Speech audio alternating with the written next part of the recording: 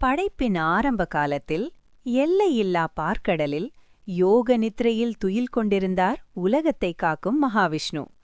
அந்த சமயத்தில் பிரபஞ்சத்தின் சமநிலையை தாங்க ஒரு தெய்வீக சக்தி தேவைப்பட்டது. அப்போது விஷ்ணுவின் தெய்வீக சிந்தனையிலிருந்து ஒளியாய் ஆற்றலாய் ஒரு மகத்தான வடிவம் தோன்றியது. அந்த ஒளி மெதுவாக 1000 தலைகளை கொண்ட அனந்த நாகனாக உருவெடுத்தது. அவரே ஆதிசேஷன்.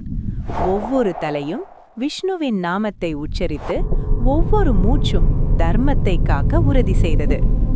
ஆதிசேஷன் தன் பரந்த உடலைச் சுருட்டி மகாவிஷ்ணுவுக்கு தெய்வீக ஆசனமாக அமைந்தார். அவரின் சேவையால் பிரபஞ்சம் நிலைத்தது, உலகம் சமநிலையடைந்தது. ஆதிசேஷன் என்பது சக்தியின் சின்னமல்ல, தன்னலமற்ற சேவையின் உச்சம். அதனால்தான் இன்றும் விஷ்ணு அனந்த சயனன் என போற்றப்படுகிறார். இந்த வீடியோ உங்களுக்கு பிடித்திருந்தால் தயவு செய்து லைக் செய்யுங்கள், பகிருங்கள் மற்றும் எங்கள் சேனலை சப்ஸ்கிரைப் செய்யுங்கள்.